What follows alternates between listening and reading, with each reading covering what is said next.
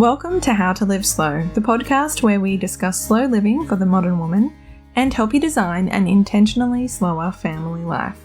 I'm Rachelle Glendon, your personal slow living coach and host of this podcast.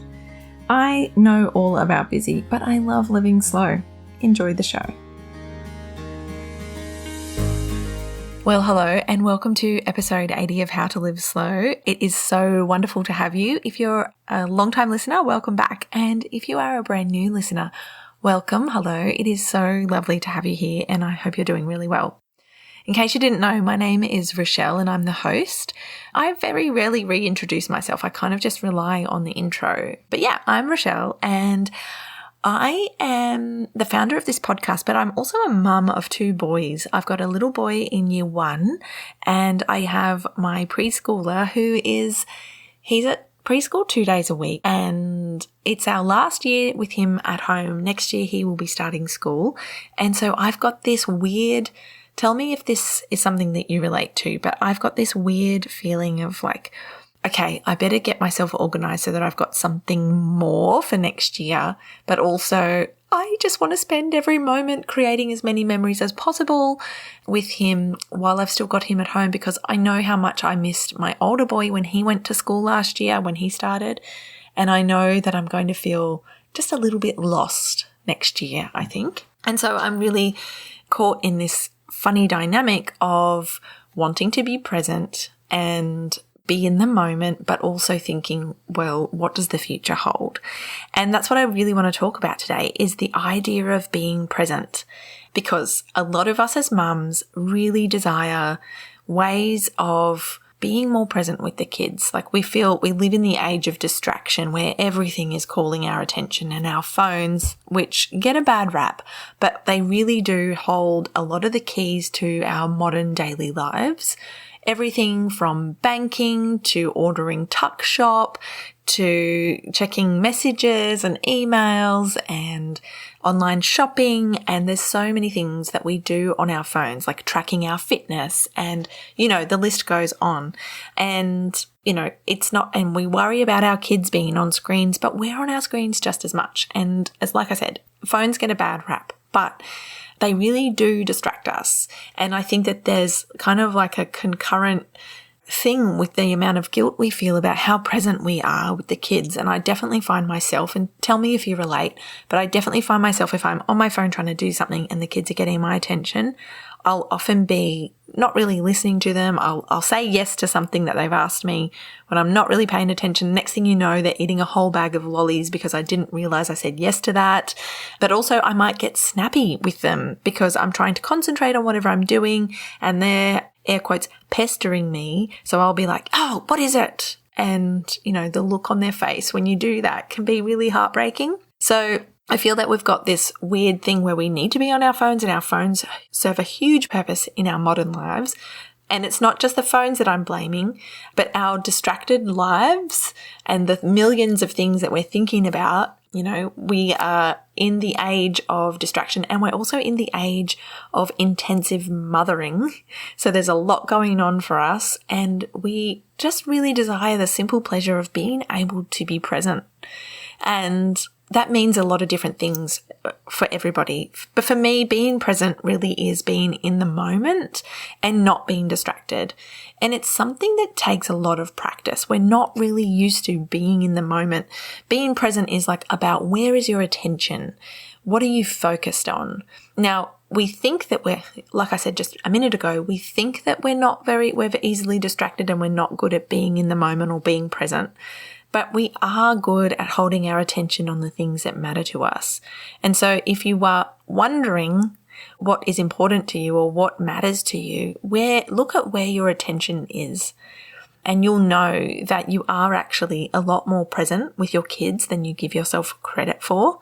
It might be that you're distracted and up in your head thinking about all the things that need to be done to create the life that you want for them. And so that's where your attention is. So you might not be physically present for the kids playing their games or joining in with their fun, but you are being present for them in other ways in one sense. Now, if playing games with them or getting involved in their sport, getting out on the soccer field and kicking a ball with them, or playing cards or watching TV with them, or whatever the activity is, building Lego, if those aren't the things that you enjoy doing, is totally okay.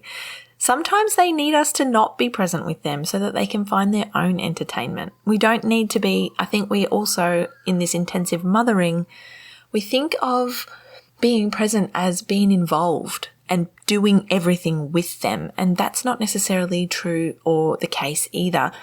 We want them to be self-led. We want them to entertain themselves and to get distracted and not distracted, but get caught up in their own little worlds. And, I really like the idea of doing things alongside your kids.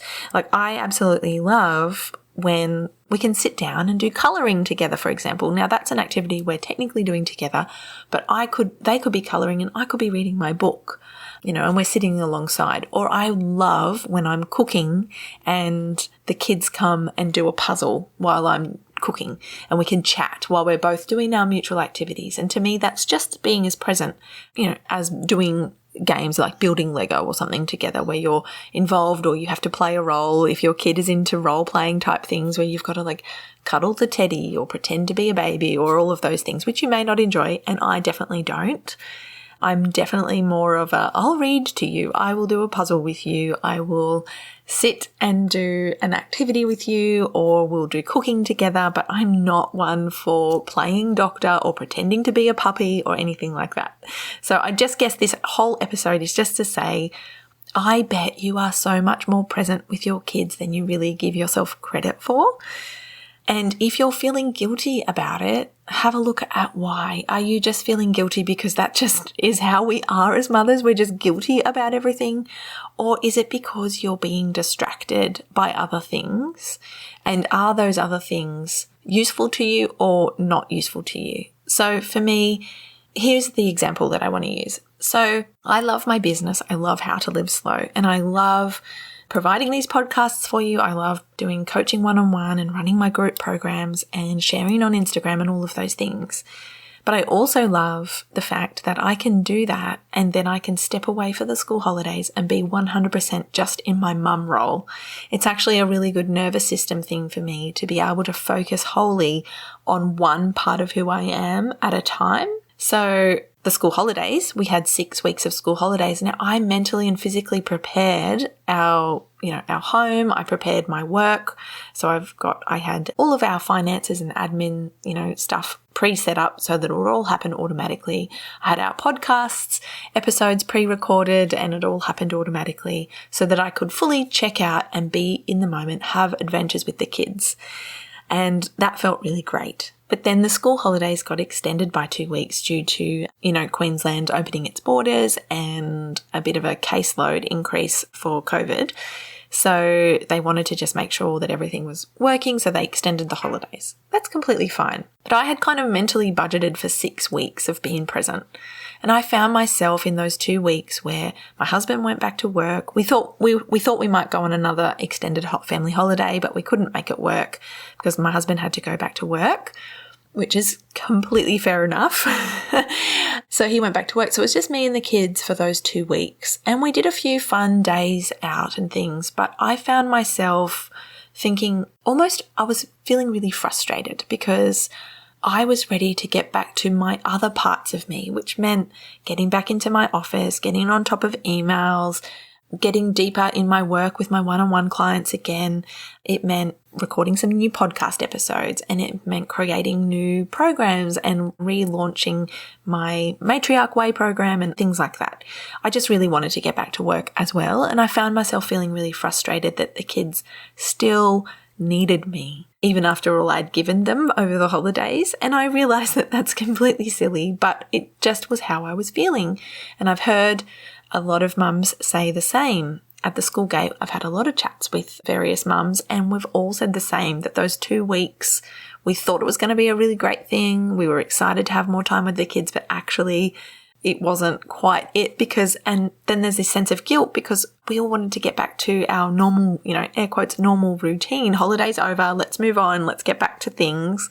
And then it was like, well, I'm not being present and I feel really guilty for that. And I'm feeling really distracted and I just want to do my own things again. And there's no need for that because really we did show up and we are present. We just want to get back on top of, the other things. And we're adults. We have to do adult things sometimes, and that's okay. What I think is not okay is when we are making ourselves feel wrong or guilty or bad about the fact that we're not showing up the way that we want. And then we get snappy with the kids and, we might be frustrated about not being able to get something done, but we make it not their fault, but we take out our frustration on them by the way that we speak to them and things like that. And so I think sometimes when you catch yourself doing that, that's a really good sign to see that it's time for you to not be present. It's time for you to be present with something else or switch your attention to something else that matters, another part of your life.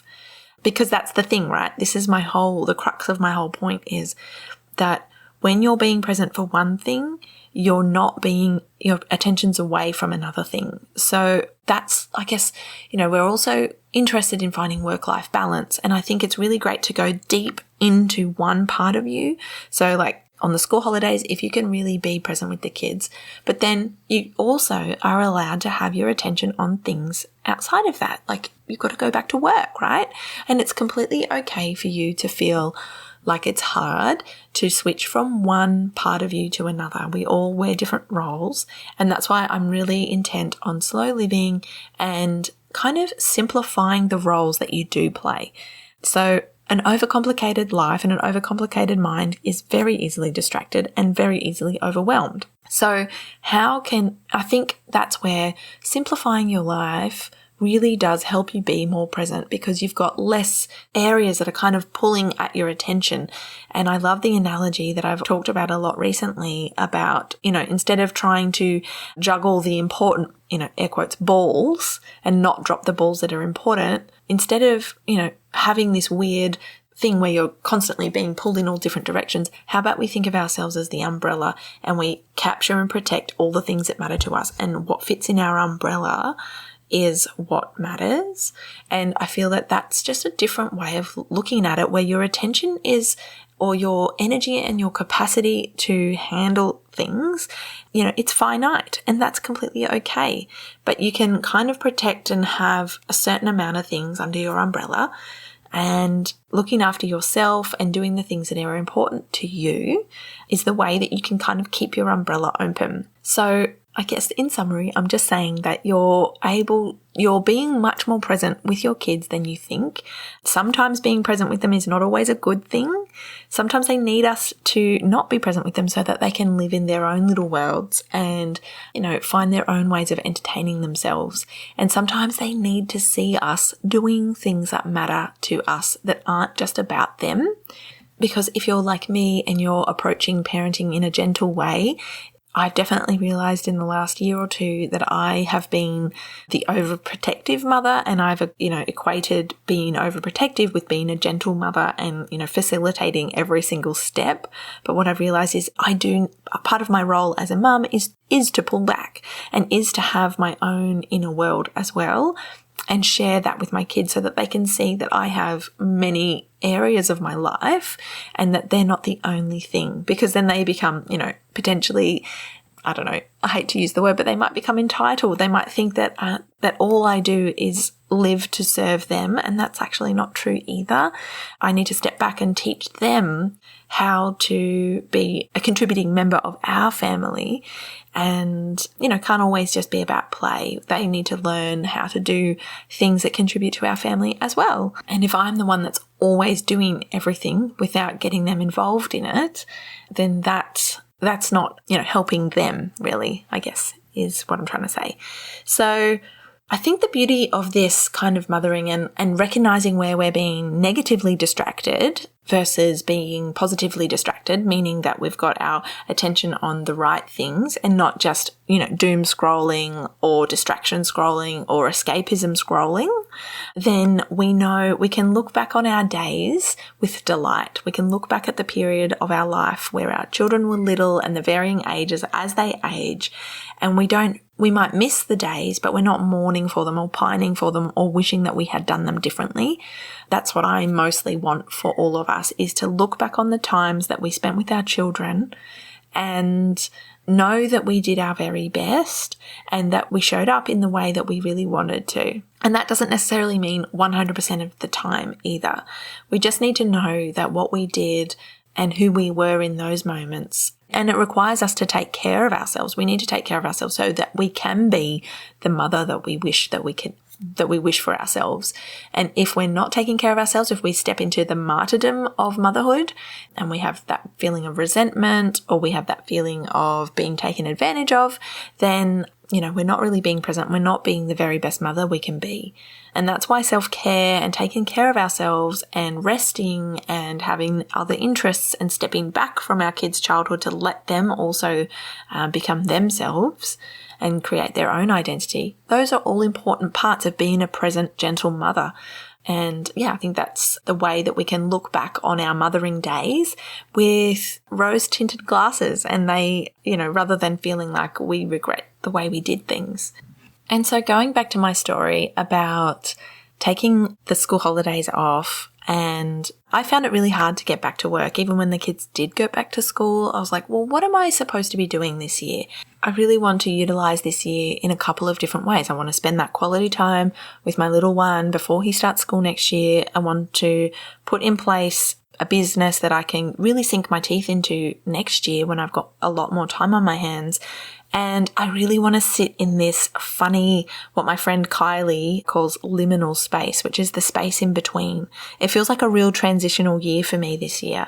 I'm looking back at my time as a mother of young children. I still have a 3-year-old, so let's not say that my kids are fully grown, but, knowing that we're transitioning into another phase or another season of our life as a family, I look back at the mother that I was when I first had my babies and when I had little ones versus now when they're stepping into, preschooler and school age, and who that makes me, the idea of matrescence. And matrescence is the evolution of you as a mother. You start with no children and you're a woman, and obviously you're a woman. And as you transition, it's called matrescence when you become a mother. And that continues to happen throughout the life of your children and the different kind of seasons that you hit. So you've got babies and you've got toddlers, you've got preschoolers, school age, tweens, teenagers, adults, and then you're an empty nester. And those are all very unique phases of your family life. Your relationship with your partner might change over that time. Your relationship with your kids and the ways that they need you change, and who you are and what you want from your life and from your motherhood is constantly evolving as well. And that's where I feel I am. Like, I almost forget, I'm not completely in that sleep deprived phase anymore. I almost forget what it's like having little babies and feeling like you're never going to sleep again. And I almost feel like I can't talk about those things anymore because it doesn't feel as painful. Like those times where I was just surviving each day and loving every moment, really. Well, actually not every moment, but not feeling like I didn't like it. I really did enjoy being a mother to little babies, but I know that I was really in that time, and that's what I was talking about before about being present. I don't miss those days. I look back at them with fondness, but I don't miss them because I know that I went through that phase and I allowed myself to fully be in it. And I'm really grateful and thankful to my husband for also allowing me to be really in it as much as I needed. And also, I needed to kind of recover. The babies phase really did take it out of me physically and emotionally and mentally. I felt like that was a bit of a trial by fire for me. In so many ways I loved it, but in so many ways my whole world and way of seeing the world completely shifted on its axis. And I feel like my boat has only just become more steady. And I now say that knowing that I have a 3-nager who is such a delightful boy and so different to his brother, and also just so different to me as well. He's so much more like his dad, and he's so much more fiery and social and really challenges me in so many different ways. But, you know, he's much older in a way than my older boy was at his age. Like my 3-year-old really does keep up with some of the older kids. Like my older boy is about to turn 7 this year, and I feel like there's a 3-year age gap almost, like just under 3-year age gap between them. And I often think of them as twins because they're so just similar. Or they're different. Actually, I shouldn't say that. They're completely different personality-wise, but you don't really notice so much that there is an age gap because my younger one he's an old soul. He was born wise, and he seems to be so socially aware of what's going on, and yeah, which is not what I would explain my older one to be like at all. So I feel like he is pulling me along with him in my transition as a mother, whereas Max, my older one, really needed me so much until relatively recently, and he still does in a lot of ways. He still needs me, you know, as a comfort. My younger one, I don't know whether I just inserted my love much earlier with him. I'm not sure, but he just seems so much more certain and sure of himself, and he seems so much safer on his own and around others than my older one does. So I feel that he is pulling me along, whereas I'm like, oh, I feel like you still need me, but you don't. And you want to spend time with me, but it's like you also want to spend time with other people. And I'm feeling a little bit fish out of water as a mother as well, because I don't have, you know, children in my personal space as much as what I was expecting to at this point. If that makes sense. I don't know if this is, you know, kind of, I'm sure you can relate as a mother that it's a very weird transitional time. And so it's been really lovely in a way that the last couple of weeks I've sat in, okay, well, what is How to Live Slow going to become? What is the thing that I'm most interested in? And I love talking about motherhood and transitions. But what I love to talk about most, and the thing that has been with me along this whole journey of motherhood, is slow, simple, seasonal living, you know, minimalism and sustainability and ethics and, you know, the global and the world and travel and just living intentionally. And I look back at when I had my first baby, and I started a magazine of all things. I had a blog, and I spoke about, you know, transitions. Before I had kids, I spoke about transitions. My very first blog was called My Saturn Epoch, which was all about what it's like being 28. If you're into astrology, which I'm not really, as you would think, based on the fact that I wrote a blog about my Saturn return, which is the kind of like that, you know, when Saturn returns back to the spot it was when you were born, and it's a process that takes 28 years, roughly. And so a lot of us think we're approaching 30 and having a freak out, but, you know, from astrology, people say that it's actually got to do with your Saturn return. And it's kind of like the moment when you grow up in a way. So I wrote a blog about that. I started life coaching, and then I had my son, and I started a digital magazine called Maximizer. And Maximizer was a magazine, I think there were 3 issues, maybe 4. And it was a Maximizer as in, I was really heavily into minimalism back then, like minimal finances, minimal budget, minimal things, really environmentally conscious, like zero waste, kind of very eco-warrior kind of stuff. And so I had this magazine called Maximizer, which was all about minimalism and sustainability. And I hadn't quite discovered slow living as much back then, but I was definitely dabbling in it. And I was very obsessed with how can we, you know, experiences, not things. Like my dream is to travel the world and do it as lightly as possible. And so that magazine was my very first kind of foray. And then I was like, okay, I can't keep doing this.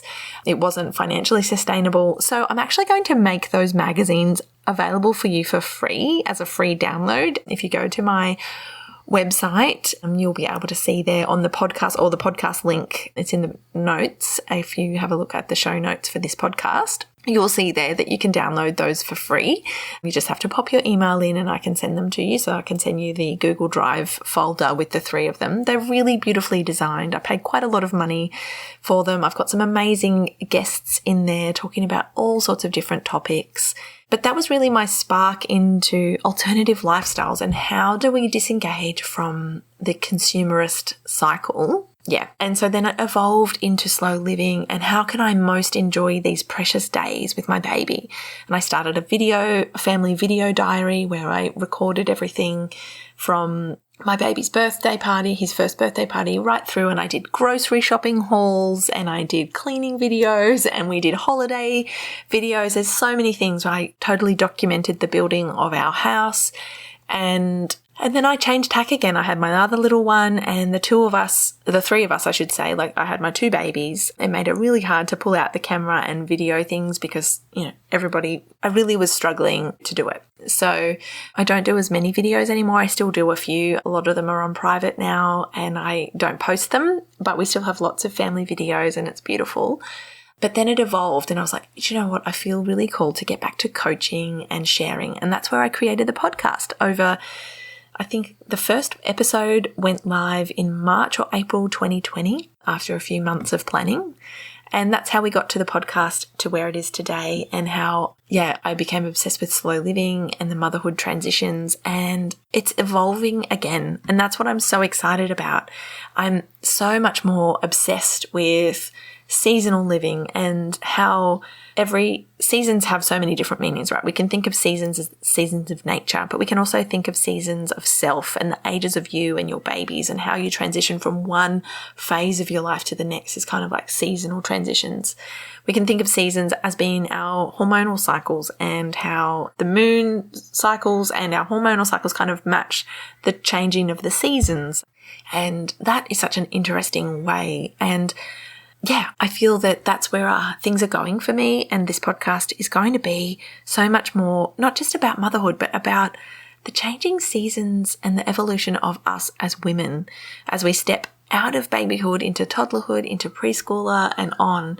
And who do we become, and how do we show up? And who are we as women? Who are we as mothers? Who are we as partners, friends, daughters, sisters, aunties, all of those roles that we play, but who are we and what fills up our cups? So that's kind of like, it's really exciting to think that there's a whole new phase of how to live slow kind of coming.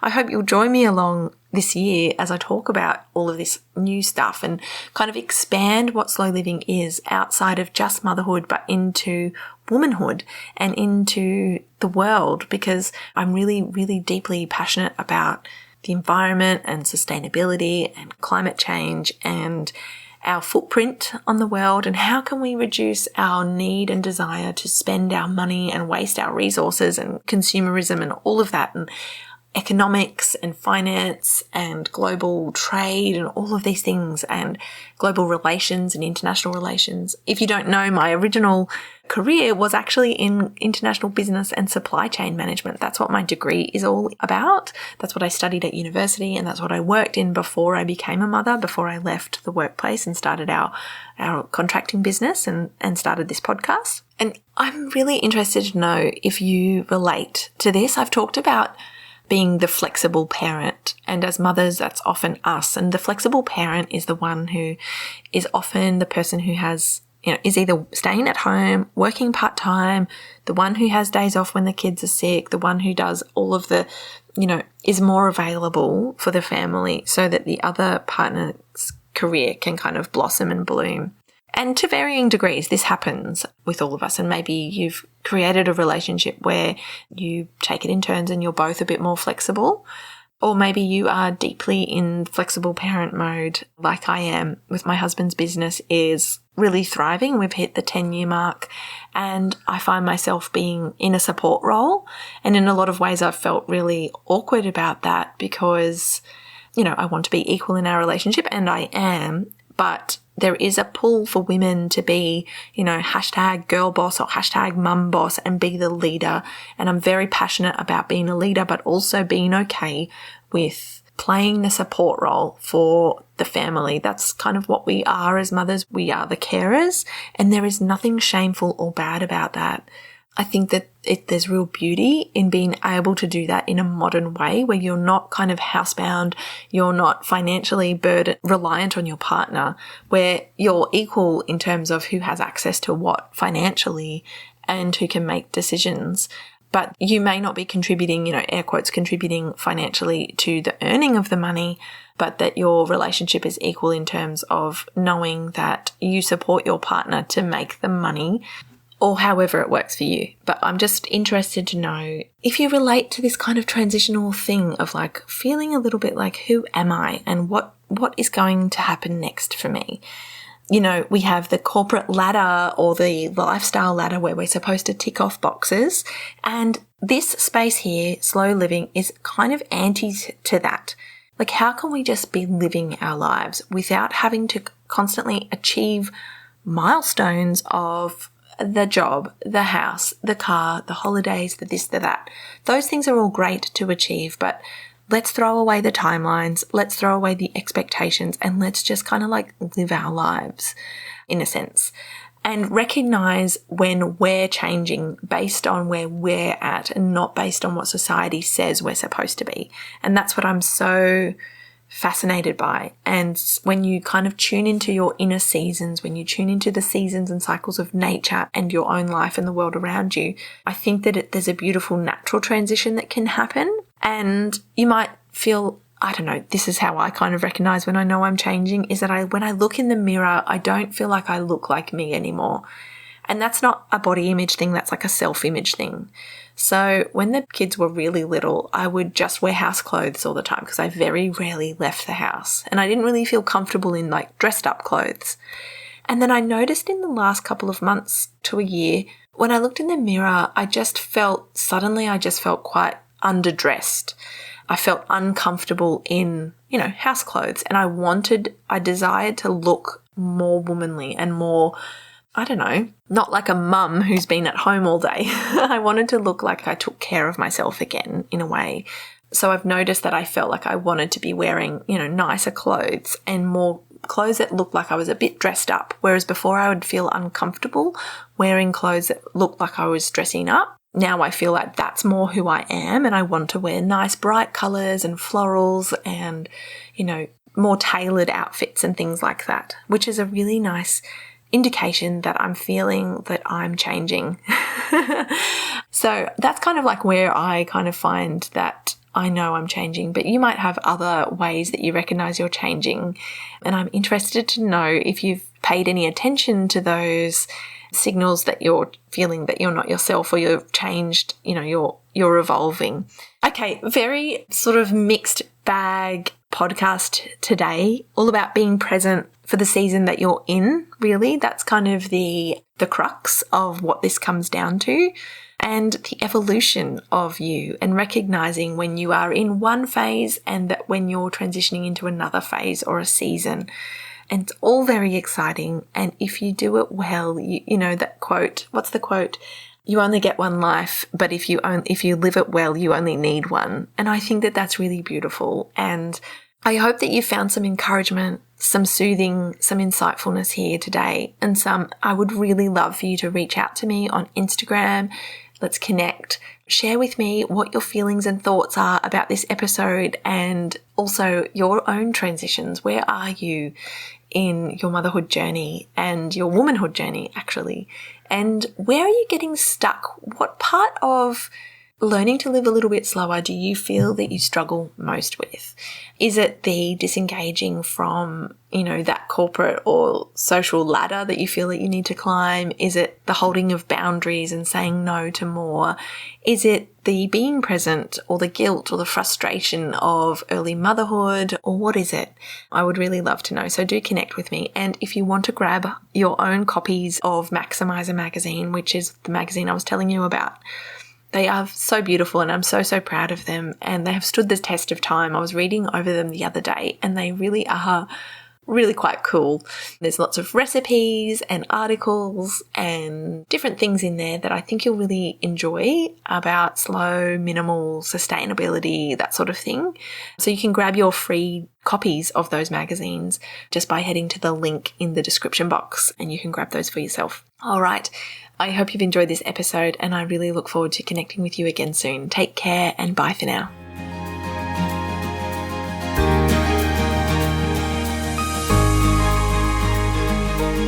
that's it for another episode. Thank you so much for joining me today. If you'd like to connect further, the show notes from today's episode, including all the social links and free resources, are over on my website, howtoliveslow.com/podcast. Have a beautiful week ahead, and I'll speak with you again soon.